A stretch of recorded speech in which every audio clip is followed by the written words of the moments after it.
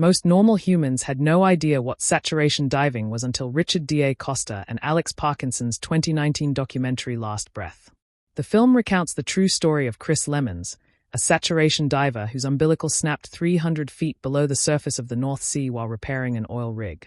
Although he only had about 5 minutes of oxygen left in his emergency tank, he spent over 35 minutes lying motionless at the bottom of the sea until he was picked up by his shipmates. Parkinson's documentary taught the world two very important lessons. One is that saturation divers, who work at perilous depths of up to 1,000 feet while living in a tiny capsule for weeks at a time, are insane.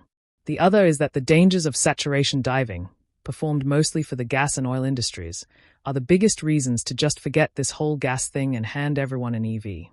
Parkinson's documentary was straightforward to an almost clinical degree, with no one, including Lemons, fully understanding what happened as he lay dying at the bottom of the North Sea. The film felt oddly anticlimactic. But Parkinson knew how to create a compelling survival narrative, and he does the same in his new fictionalized take on the same story, also called Last Breath. In making his fiction film debut, Parkinson stays close to familiar territory, working in the same noose-tightening register of controlled chaos as the doc. He even reuses some of its footage.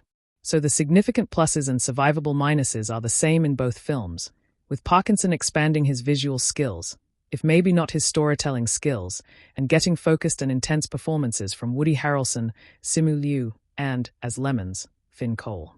While Parkinson's documentary was meticulously constructed to build toward its third-act surprise, this Hollywoodized take on the documentary allows him more freedom to amp up the drama and add light swirls of melodrama. Working with production designer Grant Montgomery, Parkinson quickly acquaints us with the cold, masculine, and button-and knob-filled world of saturation diving. Given Parkinson's familiarity with that environment, it all looks very authentic, and we sink right into it, as Lemon steps aboard the ship that will deliver him and his two fellow divers to their underwater assignment.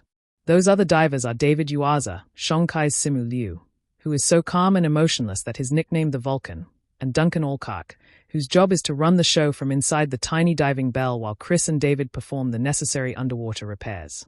Duncan, the self-proclaimed finest sat daddy around, is played by a well-cast Woody Harrelson, who conveys a seriousness of purpose while still maintaining a sly humor that keeps the film from drowning in heaviness.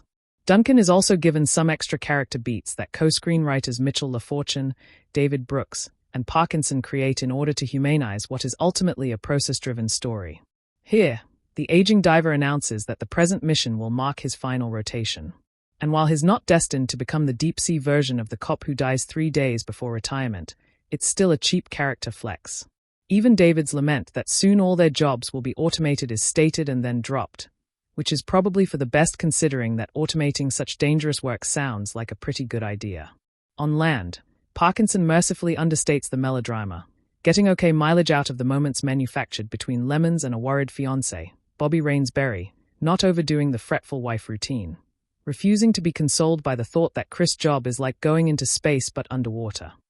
As the trio of David, Duncan, and Chris climb into the glamorous tin can where they'll spend the next 28 days in the murky depths breathing pressurized air, the question becomes how far Parkinson will push the ticking clock excitement and whether going too far will cheapen a true story.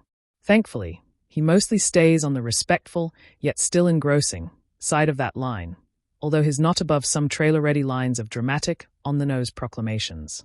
As Chris and David perform underwater repairs, the computer keeping the mother ship directly above the diving bell malfunctions and the ship, already buffeted by heavy storms, starts drifting away from the divers.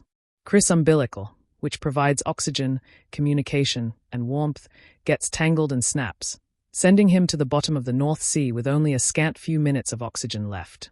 As the rescue operation unfolds, both on the ship captained by an underused Cliff Curtis and in the diving bell by a helpless Duncan, cinematographer Nick Remy Matthews and underwater DP Ian Seabrick provide clean and eerie deep-sea images and interior hues that bounce off the faces of worried crew members. Those shipmates, including a dive supervisor well played by Mark Bonnard, scramble to strategize a way back to Chris. That will mean rewiring a malfunctioning computer that should probably be called the Bruckheimer 3000, since it needlessly strays from real events to provide some action movie, red wire blue wire fireworks. But it all comes together in tight and propulsive style, with editor Tanya Godding keeping the tension high while avoiding going into full white-knuckle rollercoaster mode, which feels appropriate here.